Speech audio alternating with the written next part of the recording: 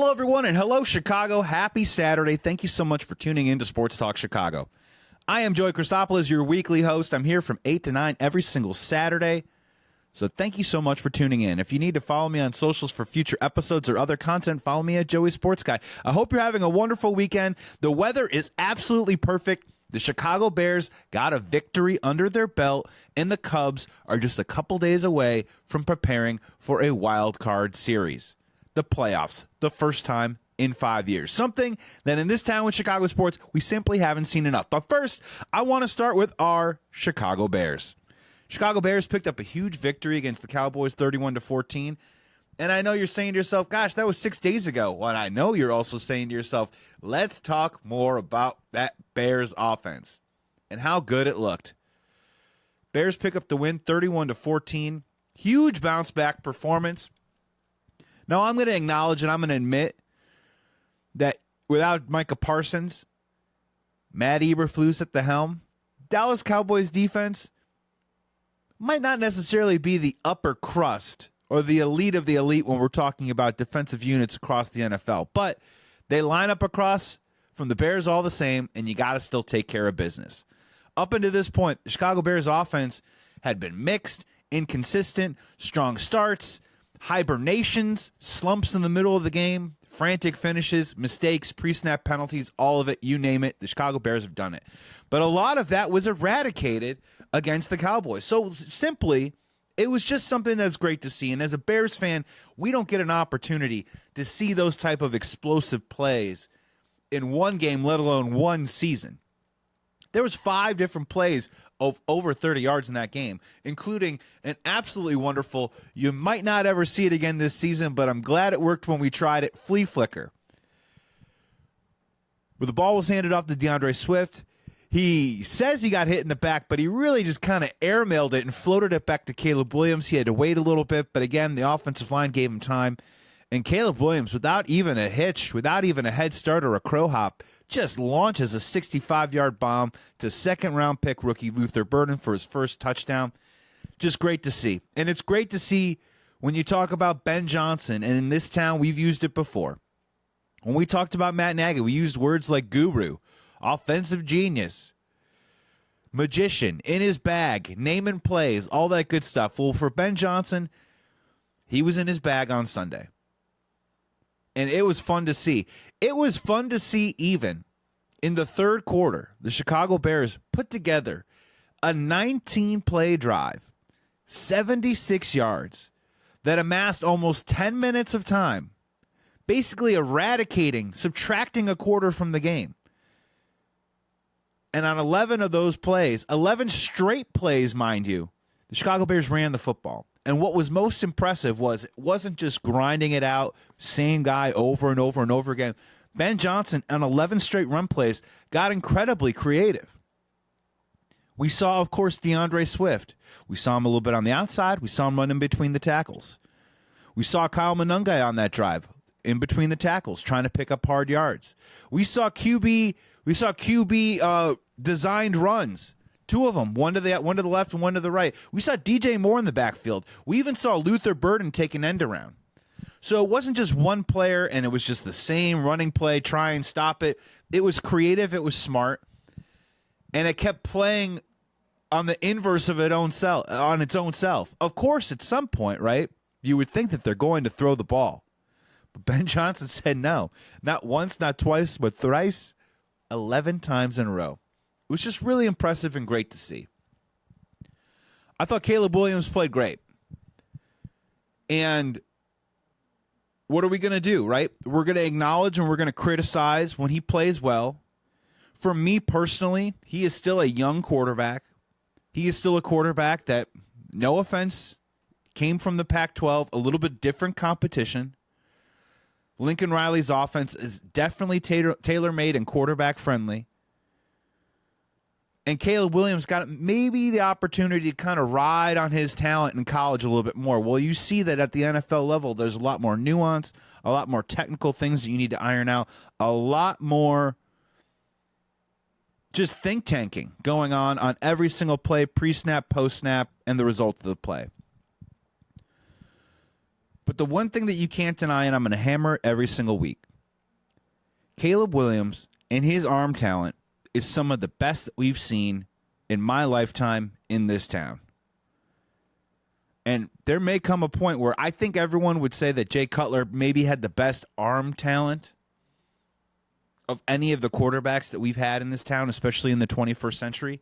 I think Caleb Williams will be quickly giving him a run for his money. But as we know, with Jay Cutler, just because you have great arm talent doesn't automatically translate into a Pro Bowl career, a career that goes deep into the playoffs, or a career where you're at the helm of a Super Bowl caliber team. Got pretty close in 2010, didn't work out. And those are the steps that you want to have Caleb see. And early returns haven't exactly been perfect, but I think it's also fair to say that I think we've seen progress.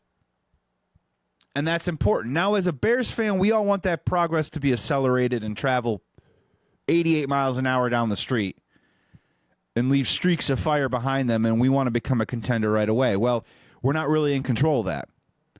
But it was great to see. Now, heading into Las Vegas tomorrow to take on a Raiders team that I'll talk about in just a little bit, Chicago Bears have an opportunity to go to 2-2.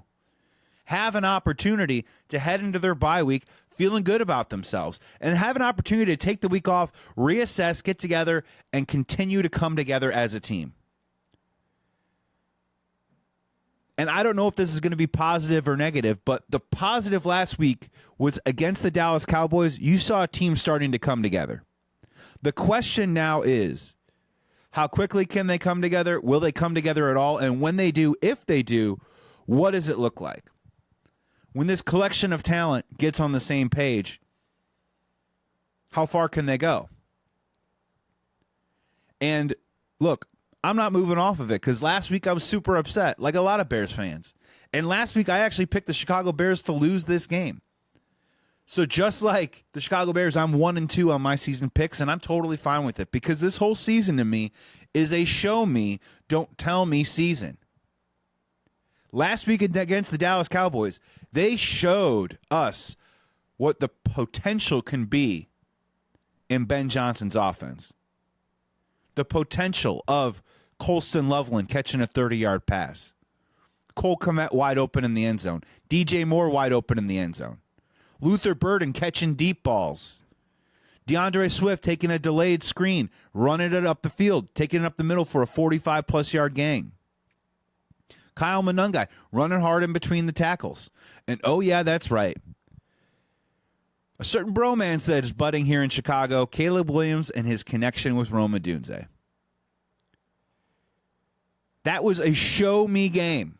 They have to continue to show me that this team is going to be able to compete for a playoff spot this year. And I still need a couple more games. Forgive me. This is a great test against the Raiders tomorrow. It's a great opportunity to continue to show themselves, show me, the Bears fan, show the rest of the NFL that maybe they got something cooking here. Now, the part that I'm having healthy skepticism about is I'm happy the defense got some turnovers. Happy the defense, Montez Sweat finally picked up his first sack. I'm happy that when Tremaine Edmonds is going good, it's usually when he's causing turnovers and making big plays. And I'm happy to see Tyreek Stevenson have a bounce back with a great strip fumble on a play when the Dallas Cowboys were driving hard down the field. But you're going to have to do a lot more convincing with me when it comes to this Chicago Bears defense. And if you didn't watch the game, maybe you looked at the box score and you said, wow, 14 points. Okay, we're back. No, Bears defense is not back. Bears defense has a lot of work to do. The Bears defense is still very, very banged up. Those 14 points were a product of a couple of things. One, they were charging down the field. Tyreek Stevenson came up with a great play. Two, Tremaine Edmonds, both of his interceptions, one of them obviously on a fourth down at the end of the game that would have made it a 10-point deficit or difference instead of a 17. but they were still on the doorstep of scoring. And the other one was on like the 25 or 30-yard line. The Dallas Cowboys were still moving the football. Even without CeeDee Lamb, they were getting what they wanted pretty much whenever they wanted. And the 14 points was also a product of the fact that you play 15-minute quarters, and in the third quarter, the Chicago Bears got the ball with about 10 minutes and I believe 3 seconds to go in the third quarter, put together a 19-play drive, and the Dallas Cowboys never saw the ball again for the quarter.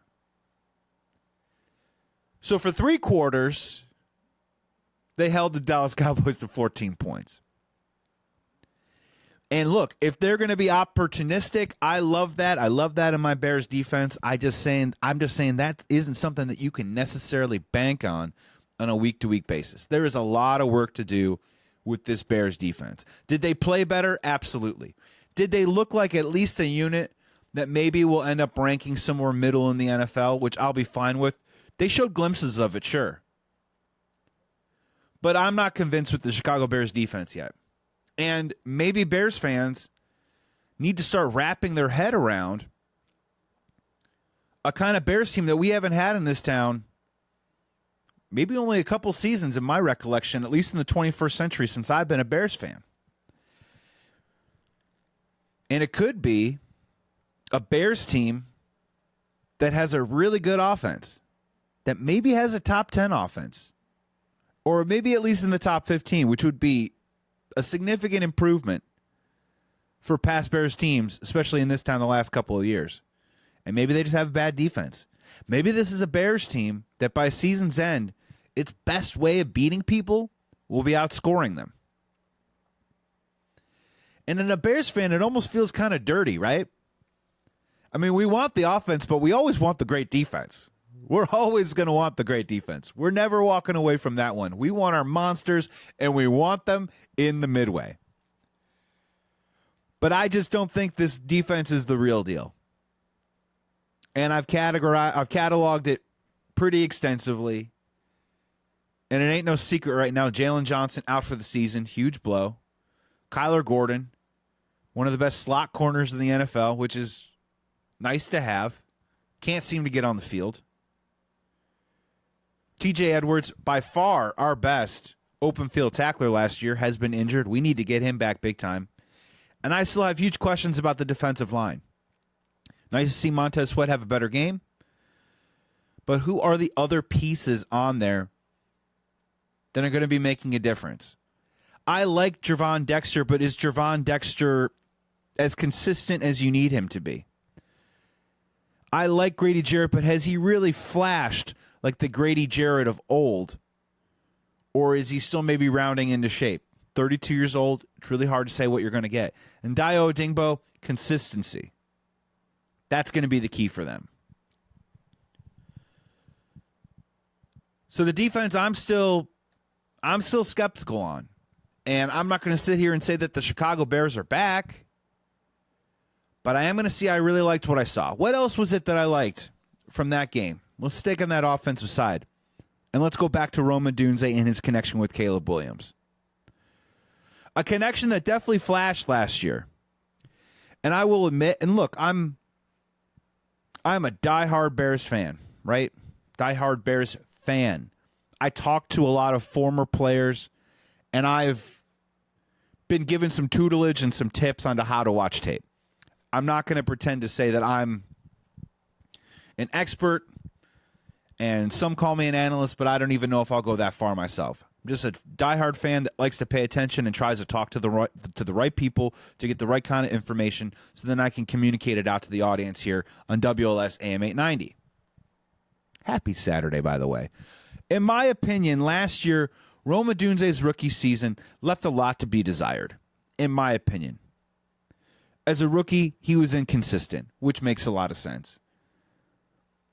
With the outside blocking, with the screen stuff, I did not see a very willing or technically sound blocker, which doesn't sound like much, but honestly, if you're not going to get the ball, you might as well help the other person who's getting the ball gain some yards so we all score some points. It just didn't happen. And I just didn't see the fluid nature that says to yourself, wow, this guy is a top 10 wide receiving pick. Wow, this guy is going to be a stud. This guy's going to be a superstar. Having said that, the last couple of games with Caleb Williams, I'm starting to see a different Rome Odunze out there. Now, granted, had a fantastic game. And him and Caleb seem to be definitely on the same page. Did he also drop a potential other touchdown in the end zone, a ball that was a little high with guys all over him, but it's the NFL, you got to come down with it? Yes. So there's room for improvement. But this game against the Cowboys was the first time I really looked at Rome Odunze and I said, wow, I kind of see it. Wow, this guy could be a Pro Bowler. And wow, Caleb Williams and Rome Odunze could be making sweet music together for the next couple of years, as long as Ben Johnson keeps handing out the beautiful sheet music with the right notes. One of my colleagues over at CHGO Sports and a guy who's written in this town for a very, very long time, Adam Johns, commented and opined that the Rome Odunze-Caleb connection might be the best connection we've had in this town since Jay Cutler and Brandon Marshall. And those teams didn't win a lot of games, but that 1-2 combo was absolutely lethal. Brandon Marshall set a franchise record for receiving yards with over 1,500 one of those seasons with Jay. And those are your two youngest players. Those guys are on rookie contracts. They aren't going anywhere. And if you're telling me that turns into a dynamic duo of Batman and Robin, something that the Bears can really hang their hat on while incorporating all the other weapons, we might have something cooking on offense. The other things that I really liked was the stuff that doesn't show up on the stat sheet, or the stuff that no one's talking about, or the stuff that really doesn't go into the counting stats category. The first one, what did we complain about, and what have we been complaining about for the last 4 or 5 years, or maybe even an eternity as a Chicago Bears fan? The offensive line giving up pressure. The offensive line giving up sacks. The offensive line not giving a quarterback enough time to throw. If those were your big bugaboos, and if those were the things that you've been complaining about, and I know I have as a Bears fan the last handful of years, this game against the Dallas Cowboys, again, back to that beautiful sheet music, it was like an opera. Now, were they perfect on every play? No. Are they a perfect offensive line? Absolutely not. But step in the right direction? You betcha. Caleb Williams not only was back there with plenty of time to throw, not because he couldn't process, but because he just had the trust in the pocket to sit there, keep his lower base calm and collected and in rhythm, fundamentally sound, something that I didn't like from him the first 2 weeks, and he delivered some great footballs. And you know what? The other part about it, too, is that I thought the deep ball looked great. And this is something that hasn't existed, and it's been the thing that bothered me the most about Caleb Williams since he got drafted through the first 20 starts of his career, was that I just blew my mind that the deep ball had gotten so bad at the NFL level after it had been so good at USC. What happened and what's going on? Well, all of a sudden Caleb Williams has time to throw. And not only does he have time to throw, but you could tell him gaining this unconscious, subconscious confidence with the guys up front, especially the 3 guys in the middle. And when he has that confidence, he knows that he can just stay settled. He doesn't have to get too amped up, and he can worry a little bit more about where the ball is going to go and the fundamentals needed to deliver that football with his amazing arm talent and get it there. And it was promising. The other aspect that I greatly enjoyed, and this is something that you have to understand, so hear me out on this, Bears fans. By the way, you're listening to Sports Talk Chicago. I am Joey Christopoulos. This is WLS AM 890. Happy Saturday. Thank you so much for tuning in. We're here every single Saturday from 8 to 9 p.m. Greatly appreciate you listening, and we're talking Bears right now. The part about the Chicago Bears so far, and this is something that I don't think we've had a lot in this town, but ask yourself a serious question. And I've been on this dude all summer long thinking that he's one of the most important Chicago athletes in this town. Got a little pushback, but I think it's fun for the conversation, and I truly believe that he is one of the most important Chicago athletes in this town. But for an important Chicago athlete on my list, how many times have you heard these 2 words in the first 3 weeks of the season? Joe Thuney. So typically, when you don't hear the name of a particular player, that means that he isn't out there making plays. He isn't out there producing. He isn't out there being the type of player that is the cut above, the elite. A guy who, in Joe Thuney's case, is on track to go to the Hall of Fame, has made multiple All-Pros, and the Chicago Bears extended him after they traded for him in the offseason. But here's the funny thing about offensive linemen. When it comes to offensive linemen, if you don't hear their name, that means they're doing a great job. Offensive linemen, they're almost like Voldemort. He who shall not be named. If you're hearing all the time on the telecast about Darnell Wright, or if you're hearing about Jonah Jackson, guess what? Chances are they're doing something wrong. Now, of course, occasionally during a telecast, they will single out, wow, look at this great pancake right here. Or, wow, look at this guard pull and hit on the outside. Or look at them set up this screen and then pave the road for the running back. You'll hear about that from time to time. But I'm telling you, the fact that we have not heard Joe Thuney's name barely at all during any telecast for the first 3 weeks tells you everything you need to know about how good that player is. He simply just does his job.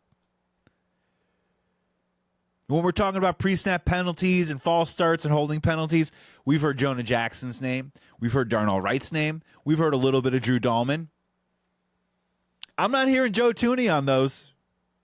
If you look at his PFF grades, he's at the top of the NFL. And that's what it is. Joe Thuney is the silent superstar on these Chicago Bears. And that is a huge, huge plus. And I'm not saying I walked in skepticism. I walked into the season with skepticism about Joe Thuney. I just think I walked in ignorance. Because our offensive lines have been so bad, I was just like, well, so what does this all-pro guard look like? What is the difference? And I can tell you what the difference is. The difference is, when it comes to Joe Thuney, you're not going to hear his name. He's going to operate mostly in audible secrecy. And that's what makes him special. And I think that's what makes this offensive line possibly has the potential to finally, maybe by around midseason or by season's end, become that top 10 unit that a lot of people had them ranked as heading into the year. Now, do they still have problems on the outside with right tackle with Darnell Wright? Looks like it. Left the game with an elbow injury, did come back into the game, but Theo Benedette, in his place, looked pretty damn good. Jonah Jackson, after a slow start to the season, you didn't hear a ton about him against the Cowboys. Also good news. Drew Dahlman appears to be getting the job done. Braxton Jones appears to be doing the same thing that he always does, doing average to slightly above average offensive line play and not really costing you. But the fact that you're not hearing Joe Thuney's name, that's a good thing. You don't want to hear his name. You want him to be Voldemort, because the less you hear Joe Thuney's name, the more he establishes his status as the secret superstar of the Chicago Bears. And if he stays there in that mode, this Chicago Bears offense will continue to have a chance on a week-to-week basis to put up points, because their young quarterback, Caleb Williams, is getting more comfortable by the week, gaining more confidence by the week, and you're starting to see it show up on the field. Can he take it over to the Raiders? We're about to find out. Coming back here on Sports Talk Chicago, I'm Joey Christopoulos. Happy Saturday, everyone. It's WLS AM 890. Thank you so much for tuning in. If you're listening to the show and you're saying to yourself, man, I've never listened to this before, but I wouldn't mind listening again. We're usually here every single Saturday from 8 to 9 p.m. Also, a great way is head on over to YouTube, type in Sports Talk Chicago, subscribe to our channel, or hit the like button on one of our videos, or hit the notification button, and you'll be able to watch all the episodes in case you missed the airing on WLS AM 890, but I appreciate it nonetheless. On the other side of the break, we're talking about the Chicago Bears, and I just had to take some time to just talk about the offense because it feels good. And then as a Bears fan, you secretly are just worried that it might leave you again. Like my arms are clinging around the leg of last week's win. Like, please don't leave me. Just stay here forever. It felt so good. 31 points, flea flicker, 19 play drives, Colston Loveland. Wide open receivers everywhere. Ben Johnson in his bag. Don't leave me. Don't go. But we have to move on because tomorrow they're taking on the Las Vegas Raiders. And game is on the road. Game is in Vegas. You would like to think that there's going to be a strong Chicago Bears contingent there of fans there cheering on our team. And unlike these previous weeks, I will tell you that this is a winnable game for the Chicago Bears. After week 1, the Raiders looked pretty good. The last 2 weeks, they have not looked so great. If you pull up all of their metrics right now, and look, the season is early right now. A lot of this can turn around. So it's hard to say whether a team is good, this unit is bad. But right now, as the Chicago Bears are about to play them, this is just where the Raiders are at. And where the Las Vegas Raiders are at right now, it's just a middle-of-the-road football team. If you look up, they're scoring about 17 points a game. That's good for like 26th in the NFL. They're giving up 24 points a game, which is about top 12 in the NFL. All of their metrics are either right in the middle or in the back half of the NFL rankings. Third down conversion, back half. Passing the ball, somewhere in the middle. And on defense, it really hasn't been that much better.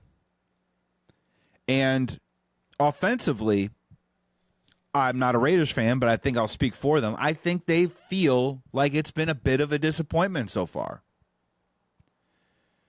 And a part of it is due to the injury to Brock Bowers, who continues to play, but definitely has a knee issue, does not look like the same player. And suffice to say, their top 10 pick, Ashton Genty, the superstar running back from Boise State last year, has been a bit of a disappointment or has had a hard time getting going against the competition that he's faced so far this year, only averaging 3.1 yards per carry. Last week, I believe he was held to 19 carries for only 38 yards. So that's where it starts first and foremost for me. Don't get Ashton Genty feeling good. And as I said on the other side of the break, and I'm not moving off of this for a while, I don't think the Chicago Bears defense is very good. And in terms of the quality and the standard that we have in this town for defense and the Bears, I think the Bears defense is bad. So that's the first thing that they got to do. That's key number one, is just take Ashton Genty out of the mix. Don't get him started. Don't get him feeling confident. Don't get him going, oh, well, this is the game where I break out. Don't let him be the breakout player in this game. If you can do that and start shutting those things down, I like the matchup against the Bears defense and Geno Smith. Now, different coordinator, different regime, don't get me wrong. But last year, Matt Eberflus's defense, with a lot of the same talent and components on this year's Bears defense, outside of a few additions like Dio Odungbo or Grady Jarrett, that unit last year held Geno Smith to 6 points. Now, this Bears defense isn't going to do that, but there's a possibility that this defense can again put together a solid effort, a solid outing, a solid enough game that the Caleb Williams Bears offense can maybe carry over with a little bit of some momentum, score some points, keep the train rolling a little bit, and the Chicago Bears could be sitting there and saying to themselves, it hasn't been pretty, and frankly, it hasn't looked good, but we're walking into our bye week 2-2. And we can collect ourselves, we can look back, we can reflect, and there's plenty of teach tape of what we did wrong, but we're starting to put together some tape of what we did right. And at least the bye week, coaches can dive into it, look through the details, come back to the players and say, which team do you want to be? Do you want to be the team with this tape over here that looks pretty good? Or do you want to be the tape over here where you're giving up 52 points to the Detroit Lions, where you're having an offensive power outage midway through the Minnesota Vikings game, where we have pre-snap penalties and playing sloppy football? And this is another opportunity to further what many are narratively trying to surmise Ben Johnson was trying to do last week. And Ben Johnson came right out and he said, after a practice, he says, we have yet to reflect the practice habits of a championship caliber team. And that isn't a curse word, but that's pretty insulting. And that's calling out the players. Calling them out, but doing it in a way that's trying to set a particular standard of what he expects from the football team. And if he isn't seeing it, he's calling it out.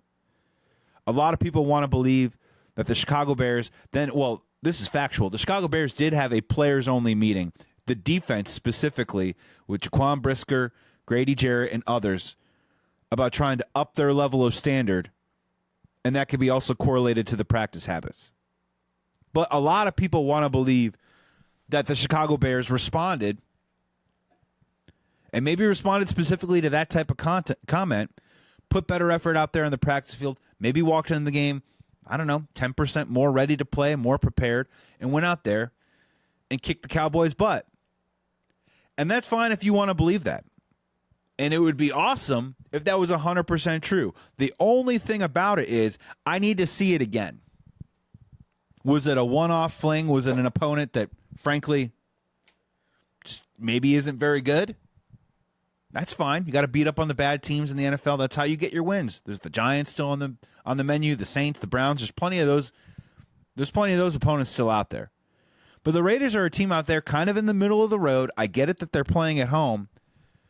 But if you want to carry over the momentum of the mantra and mentality in the narrative of the Chicago Bears heard their head coach saying that he doesn't like their practice habits, they went in there, focused up, tightened up, put together a better effort, and went out there and won a football game. I just want to see it again.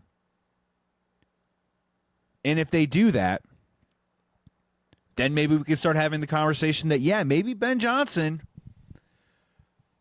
has got his finger on the pulse of this team. And maybe he pushed a button, and that button created a result that created a better football product out there on the field.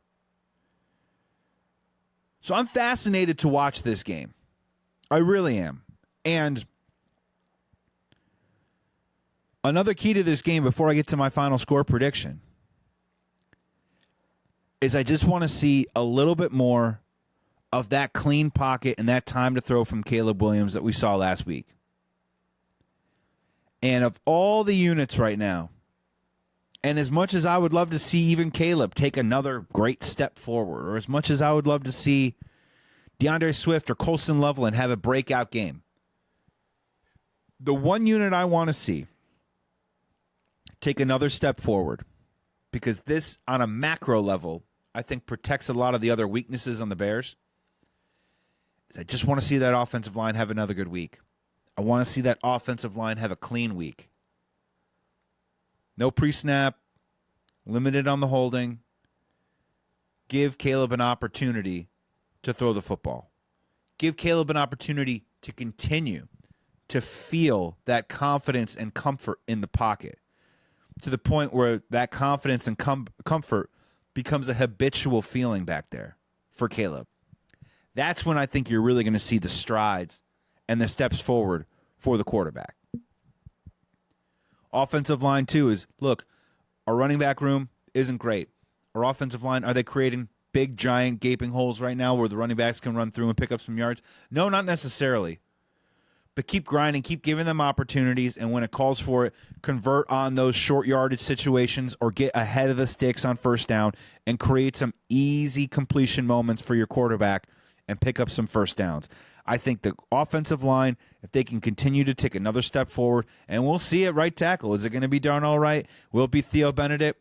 Plenty of time to have those questions. But if they can have a great game, they can continue what they built last week against the Cowboys, I think the Bears got a great shot to win this game. And having said that, let's do it. Final score prediction time. I am going to go with the Chicago Bears are going to win this game. And I'm not back on the wagon. I'm still in show me mode. And I think that this game probably in the 23-17-ish range. I feel like that it'll be a close game, but it's a close game the Chicago Bears can win. And I think it will be a really interesting test and opportunity for the Chicago Bears to, let's see them hold a lead. Let's see them make the right offensive calls, the right offensive decisions and plays when the game is close. Let's get a lead. Let's protect the lead. Let's keep the lead. And I think the Chicago Bears are going to move to 2-2. Am I predicting another blowout or another offensive explosion? I'm not at this time. That's where I'm in show me mode. They do that against Las Vegas Raiders and we head into a bye week. Psh. Come on, Bears fan. You know you. I know me. If the Chicago Bears go out and put up 30, 35 points in the Raiders and move to 2-2 heading into the bye week, we're going to lose our minds. You're going to hear Bears fans say some pretty wild, outlandish, ridiculous things. I don't know if that's necessarily going to happen, and I don't know if I'm going to go there because I'm still in show me mode on that. But I do think the Chicago Bears have enough to put together a strong enough effort, and I think they can easily match with the talent of the Las Vegas Raiders. And I do like the matchup of us going up against Geno Smith. And I do think our offensive line will have a good enough game to put us in position to win the game. And I'm going to go with 23-17. The Chicago Bears win.